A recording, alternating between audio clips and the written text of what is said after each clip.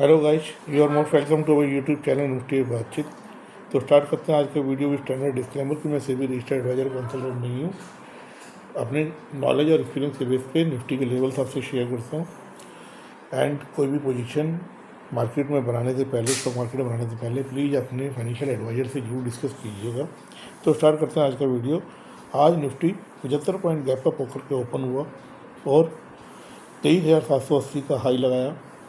उसके बाद में दोपहर को बिकॉज ऑफ टू रीजन्स, जिसको हम अभी आगे डिस्कस करते हैं, निफ्टी ने एक डाउनवर्ड का जर्नी स्टार्ट किया और 23,465 का लो बनाया एंड 23,518 पर क्लोजिंग दी है, जो कि 200 EMA के आसपास है। पिछले 2 दिनों से मार्केट 200 EMA के नज़दीकी क्लोजिंग दे रहा है। तो हमने ये बताया था कि ये एक सपोर्ट लेवल है जहाँ से बाउंस बैक टेक्निकली बनता है, लेकिन अगर इस सपोर्ट लेवल को मार्केट बार बार हिट करती है तो वो सपोर्ट कमज़ोर हो जाती है। और अभी फ़िलहाल यही हुआ है कि मार्केट ने इस सपोर्ट को दोबारा से हिट किया है। आज आप ये डिस्कस कर लेते हैं कि मार्केट गैप अप क्यों हुआ। पहले तो जैसा कि हमने बताया था कि मार्केट अभी 200 EMA के नज़दीक ही ट्रेड कर रहा है 3 दिन से, तो मार्केट वहाँ से एक टेक्निकल बाउंस बनता है और उस टेक्निकल बाउंस के लिए वजह से ही मार्केट एक आज गैप अप ओपन हुआ था। और FI की अगर आप सेल देखेंगे तो वो भी 2 दिन से कैश में कम होती जा रही थी और स्टॉक फ्यूचर में लगातार वो परचेज कर रहे थे, जो कि एक साइन बनता है कि मार्केट में अब FI भी अपनी बेरिश पोजीशन को कम कर रहे हैं। लेकिन दोपहर को 2 बैड न्यूज़ होती है।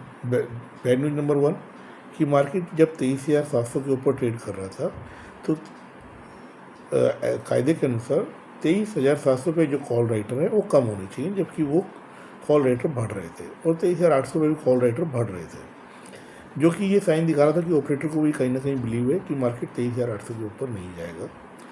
सेकेंडली, मार्केट में एक न्यूज़ आता है इंटरनेशनल की जो यूक्रेन और रशिया का वॉर चल रहा है, it may be further escalated because of involvement of US।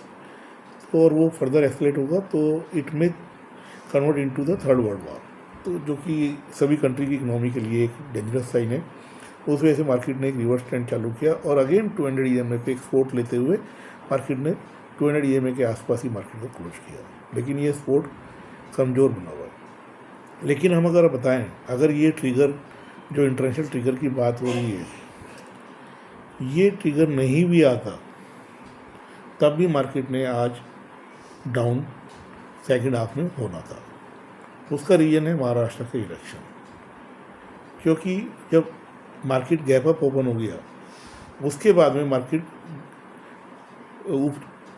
ऊपरी लेवल पे क्लोज होके नहीं जा सकता, क्योंकि कल महाराष्ट्र में इलेक्शन है और शाम को कल एग्जिट पोल आने लग जाएंगे और अगर रिजल्ट गवर्नमेंट के फेवर में नहीं आए तो मार्केट में वैसे भी गिरावट आनी थी, और अगर मार्केट करंट गवर्नमेंट के फेवर में आ गया तो मार्केट पॉजिटिव जानी थी। अब ये एक अनसर्टेन इवेंट था, जिसकी वजह से अब हुआ ये कि मार्केट को गैप अप करा करके रिटेलर्स की शॉर्ट पोजीशन को स्क्वेयर अप कराया गया और उनसे लॉन्ग पोजीशन बनवाई गई। लेकिन लॉन्ग पोजीशन कोई लेके नहीं जा सकता था मार्केट में, क्योंकि सबको ये डर था कि कल महाराष्ट्र के इलेक्शन में क्या होगा। क्योंकि महाराष्ट्र के इलेक्शन अगर लोकसभा के टाइम पे देखें तो BJP को सीटें पिछली बार की कंपेयर में बहुत कम मिली थी और लोकसभा के पॉइंट ऑफ व्यू से महाराष्ट्र सेकंड लार्जेस्ट स्टेट है इंडिया की। तो ये अनसर्टेनिटी की वजह से मार्केट में कोई लॉन्ग पोजीशन लेके जा नहीं सकता था और कोई शॉर्ट पोजीशन भी नहीं बना सकता था, तो जो लॉन्ग बने थे वो कटने थे। तो सेकेंड हाफ में एक बेरिश ट्रेंड आना ही था अगर ये इंटरनेशनल न्यूज नहीं भी आती।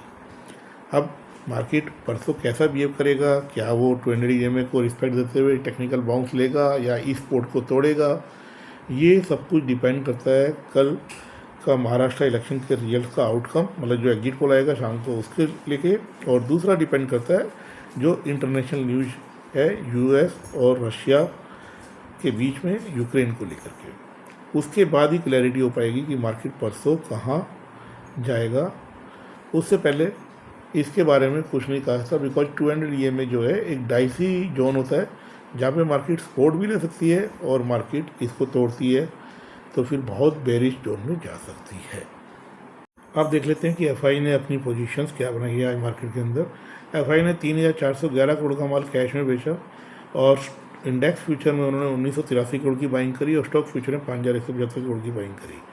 उन्होंने हालांकि कल भी इंडेक्स फ्यूचर में बाइंग किया था, जो कि एक साइन था कि वो अपनी बेरिश पोजीशन कम कर रहे हैं और वो भी ये समझ रहे हैं कि 200 EMA से मार्केट एक बाउंस बैक ले सकता है। अब अगर इनकी ऑप्शन कॉन्ट्रैक्ट में सिचुएशन देखें तो इनकी पोजीशन जो है वो बनती है 3.25 लाख कॉन्ट्रैक्ट के आसपास, जो कि कल 3.25 लाख कॉन्ट्रैक्ट के आसपास थी। तो इन्होंने 50,000 कॉन्ट्रैक्ट से अपनी बेरिश पोजीशन कम करी है।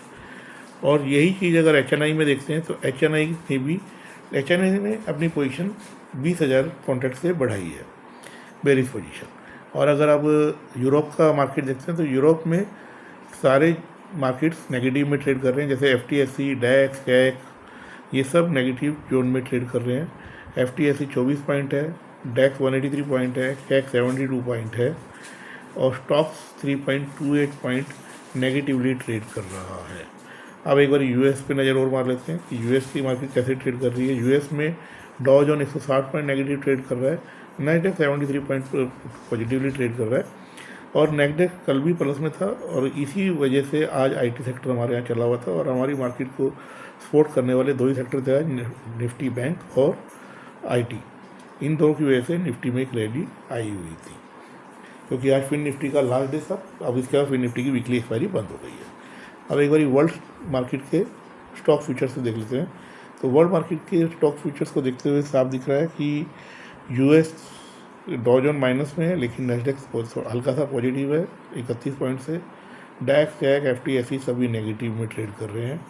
इसमें गिफ्ट निफ्टी प्लस में जरूर दिखा रहा है, बट गिफ्ट निफ्टी की पॉजिटिविटी आज कोई मैटर नहीं करती है, बिकॉज कल हमारे यहाँ ऑफ है। तो कल गिफ्ट निफ्टी कैसा ट्रेड करेगा ये एक परसों के लिए रुझान बता सकता है।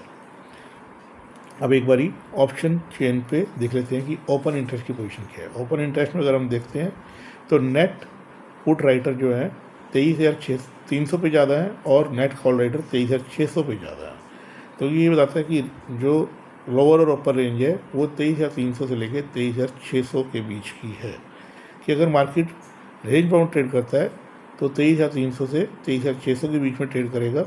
लेकिन रेंज बाउंड ट्रेड करने की प्रोबेबिलिटी बहुत कम है, बिकॉज हमारा जो परसों का मार्केट चलेगा वो सिर्फ दो इवेंट पे चलेगा। एक है डोमेस्टिक इवेंट और दूसरा है इंटरनेशनल इवेंट। डोमेस्टिक इवेंट है महाराष्ट्र के इलेक्शन का आउटकम और इंटरनेशनल इवेंट है यूएस का रशिया और यूक्रेन वार के ऊपर क्या बयान आता है। अब इसको हम इस तरीके से देखते हैं कि अगर मान लीजिए कल महाराष्ट्र के इलेक्शन का जो एग्जिट पोल आएगा और उस एग्जिट पोल के हिसाब से करंट गवर्नमेंट के फेवर में इलेक्शन का आउटकम आता है तो ये मार्केट के लिए एक पॉजिटिव साइन होगा और मार्केट गैप अप होकर पॉजिटिवली ट्रेड करेगा। लेकिन अगर यूएस की तरफ से कोई नेगेटिव बयान आता है रशिया और यूक्रेन की वार को लेके तो वो इवेंट डोमेस्टिक इवेंट को सरपास करते हुए लीड करेगा और मार्केट फिर नेगेटिव जोन में ट्रेड करेगा।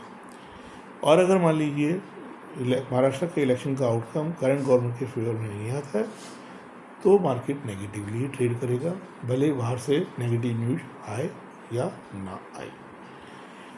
तो अब अगर हम समराइज करें कि क्या होगा, तो समराइज करने के लिए हम इसको दो पार्ट में डिवाइड करते हैं कि महाराष्ट्र का जो इलेक्शन का आउटकम है वो करंट गवर्नमेंट के फेवर में होगा या नहीं होगा। अगर करंट गवर्नमेंट के फेवर में महाराष्ट्र का इलेक्शन का आउटकम आएगा तो मार्केट पॉजिटिवली ट्रेड करेगा, प्रोवाइडेड कोई नेगेटिव न्यूज़ इंटरनेशनल मार्केट से नहीं आती है। और अगर मार्केट से कोई नेगेटिव न्यूज़ आती है तो मार्केट 200 EMA भी तोड़ेगा और मार्केट नीचे की तरफ जा सकता है और ये फिर 23,000 का लेवल भी तोड़ सकता है।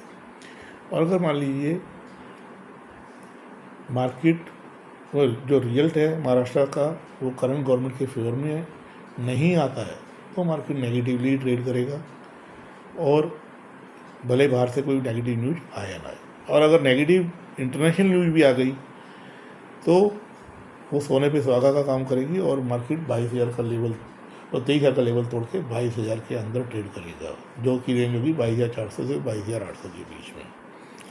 तो इसीलिए आज की गिरावट जो है सेकेंड हाफ में एक होनी थी, क्योंकि कल हमारे इलेक्शन महाराष्ट्र के इलेक्शन और उसका आउटकम कल शाम को आना है।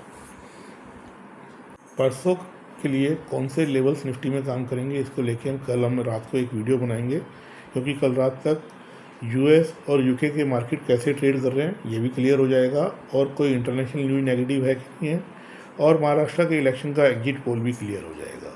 तो उसके बेस पे एक हम पहुँचने की कोशिश करेंगे कि कहाँ पे मार्केट ट्रेड कर सकता है। आज हम खाली इतना कह सकते हैं कि अगर ऐसा हुआ तो ऐसा होगा और ऐसा हुआ तो ऐसा होगा, लेकिन कल हमें क्लैरिटी आ जाएगी परसों मार्केट में क्या हो सकता है।